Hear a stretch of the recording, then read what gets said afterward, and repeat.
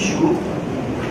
Ito naman ay tungkol sa nangyayari sa KOJC dito po sa Davao. Tandaan po natin, ito ay 30 hektarya. No? Mapakalaki po ito at marami na pong nangyari. Ito po ay kinumpay ni Jean. Tutulungan po ako ng ating spokesperson si Jean. At hanggang ngayon po, ang ating Chief of the Philippine National Police, si Chief Martin, ay nandun po. At of course, ang head on the ground ay si General Nick Torre. Okay? So, pabayaan yung ipresenta po sa inyo ang mga ilang slides para makita naman po ninyo ang paano trabaho ang ginawa ng ating kapulisyahan, ano ang nangyayari from day 1 hanggang ngayon. Papakita namin ang sitwasyon po rito, no? Para makita nyo rin ang pinairal na maximum tolerance ng ating mga pulis. Okay? Now, let's go through day 1.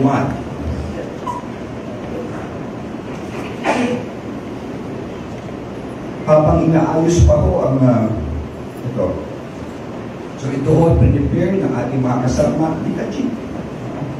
Okay, si Jean, sasaliwain ko po, no, si Pastor Kibuloy ay ito ay on the basis of a warrant of arrest na inisyu ng dalawang korte, ang Davao at Pasig, no? For, of course, ang kaso niya ay anti-trafficking, tapos child abuse, no, of a minor, no. Yan po ang, at meron siya ibang mga kasama, si Cassandra Canada, Ingrid Canada, Jacqueline Roy, and Sevilla Semanes. Inuulit ko ha, ito'y tapos na po yung dalawang individual, ito yung people of the Philippines na. Ibig sabihin, ang kalaban na rito ang mamamayan ng Pilipinas. Kaya may search, may warrant of arrest na. Next. Okay.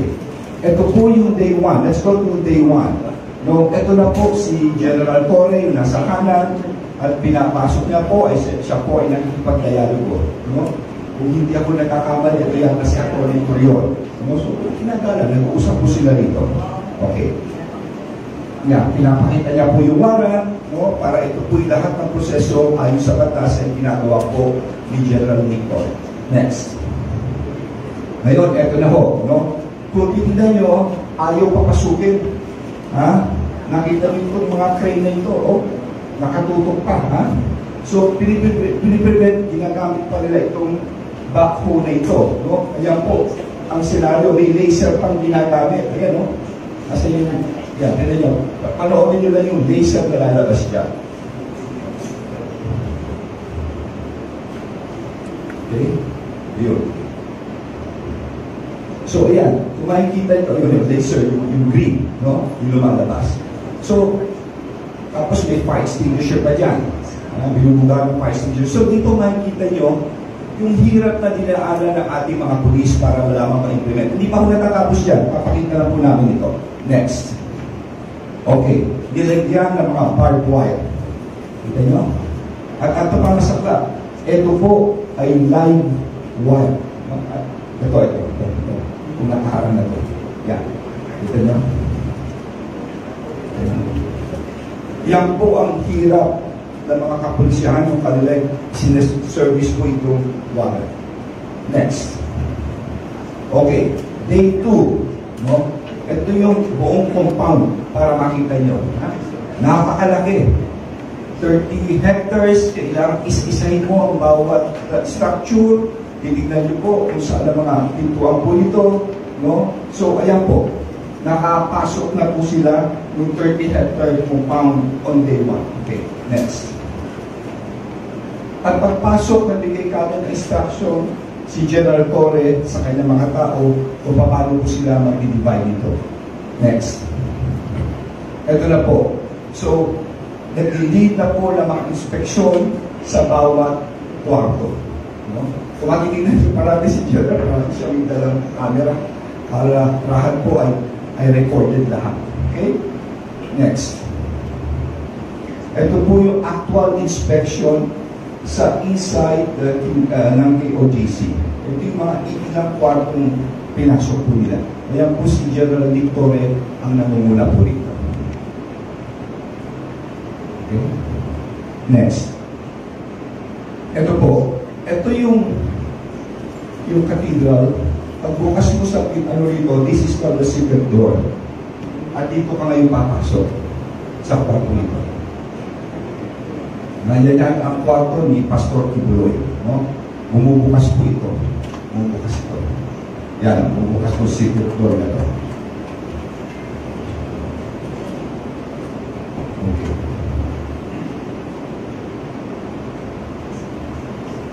Okay, next. Ito naman sa labas. Kung titignan nyo ito, ito yung mga kinoconstruct sa labas. No? Marami po. Ang dami po yan. No? Tapos ito yung malaking ukay na ginagawa ko doon.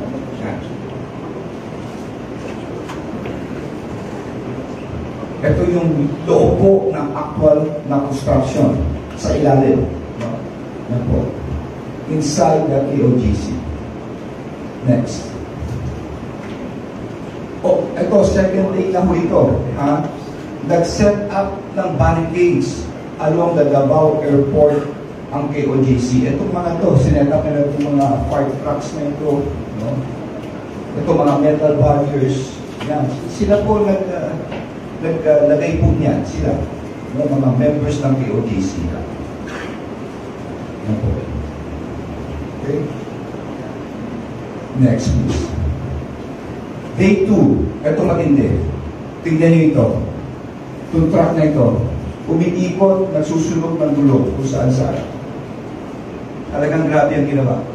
No? May truck na nadi-deliver, tapos ilalagay yung mga tires, yung mga gulong, sinusunog nila. No? Ito, nagsusunog dito. Tapos, inoccupy nila yung main highway. No? Nakita nyo ito, nilagay nila mga fire na to. Yan, inoccupy po nila. Ito yung mga dalawa nila. Okay?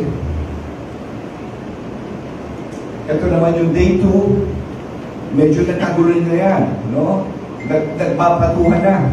Yung monoblock chairs, yung bottled water, sprayed fire extinguisher. No? Yan, nakita nyo. Oh. Pero, tingnan nyo ang ating kapulisan. Ito lang yung pulis natin, ha? Ito lang, ha? Ano sila talagang maximum tolerance? No? Para lang makita nyo yung pinagdaanan nila.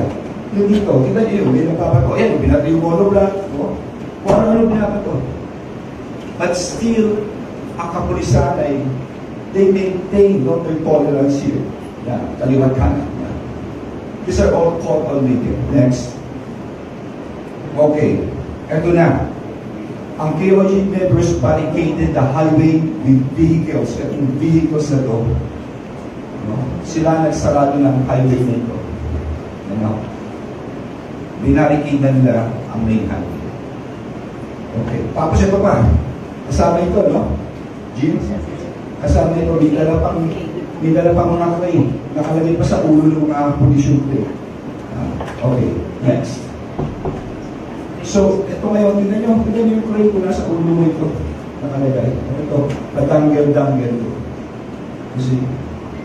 So, these were all the things na pinagdaanan ng ating kapulisyan ng ilang araw. This is already day 3. Next.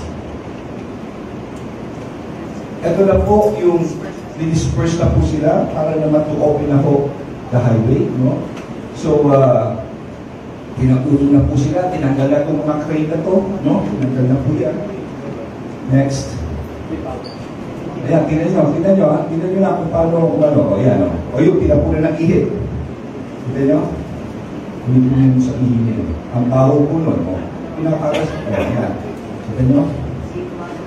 Hindi bumaganti yung mga pulis, kung makikita po nyo. Next. So, ayun, may nang bato ka. Ayun, o. Binabakato ka. Yan po ang dinakalan ng PNP, ng grupo nila Ricardo, nila General Torres ng ilang araw. Next. Tapos so, ayan, na-clear na po ang highway.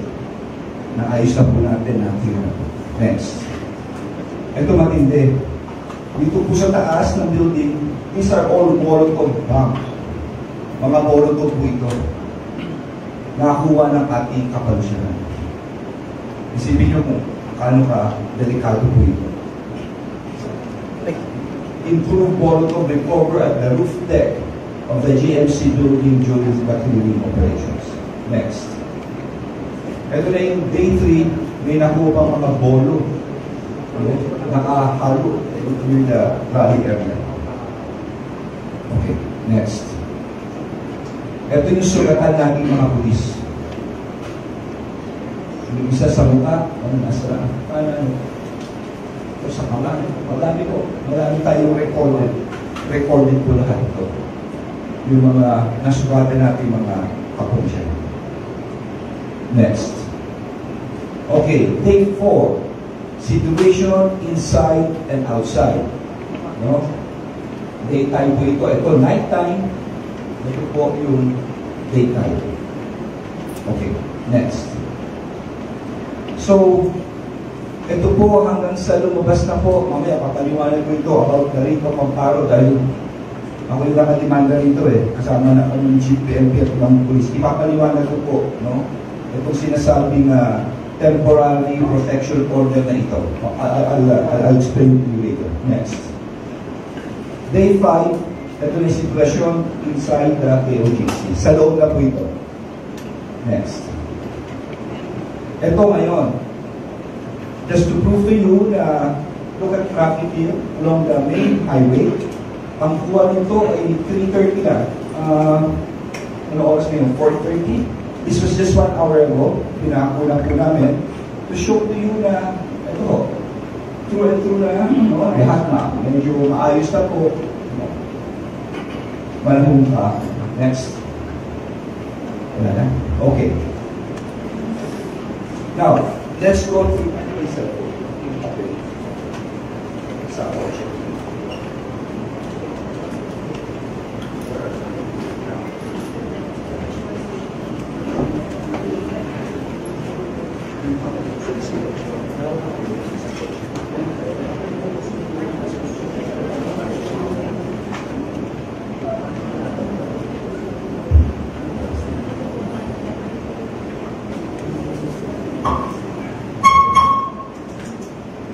Okay, papaliwanagan ko lang, no? Nagkaroon kasi ng tinatawag tayong temporary protection order. At marami nagtataka, ano bang ibig sabihin yun? Iba po yun sa tinatawag na temporary restraining order. Magkaiba po yun. No? Itong protection order ay ginagawa lamang para proteksyonan yung mga miyembro. Pero hindi ibig sabihin na itigil ang warrant of arrest. In fact, naglabas mismo si Judge Mario Duabes at ito yung date April 28 ang nakalagay supplementary and clarificatory order. Babasahin ko lang po ang pinaka-importante rito. Ang nakalagay rito, to emphasize, the issued TPO did not cancel or nullify the processes related to warrant of arrest. Both serve different purposes and are not contradictory with each other. So, ninumus mismo ng judge na iba ito sa warrant of arrest. Tuloy pa rin ang warrant of arrest. Ngayon, meron kaming nakita po. Anong ngayon ang ginawa namin? So, okay na yung issue ng warrant of arrest. Pero paano naman itong issue ng tinatawag na temporary protection order? Ito po ay question namin ngayon. Bakit?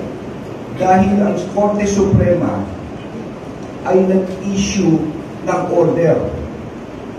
Dahil nung araw, meron din kaso kay Pastor Tibuloy at ang DOJ to Secretary Rimulya ay nag-file ng change of venue na ilipat ang paglilitis sa Quezon City. At ito'y kinatigan ng Korte Suprema, ng kinampihan. At ang sabi ng Korte Suprema, ito po basahin ko lang. The Court further directed judges in Davao and in other stations in Mindanao where future related cases involving Kibuloy and his co-accused may be filed to motu proprio order the transmittal of the records to the Office of the Clerk of Court, RTC, Quezon City, and the Metropolitan Trial Court, Quezon City, as the case may be. Ang sinasabi rito, dinidirekta ng Korte Suprema na lahat ng Huwes sa Davao at iba pang istasyon sa buong Mindanao na kung saan merong future na kaso kay Pastor Kibuloy at ang kanyang mga kasama ay pwedeng i-file ito, no, at itatransmit sa Office of the Clerk of Court sa Quezon City, MDC, and RTC. So malinaw po ito, hindi sa Davao. So in short, question namin ang order mismo ng judge. Ngayon, anong ginawa namin? Ano yung petition natin? Petition.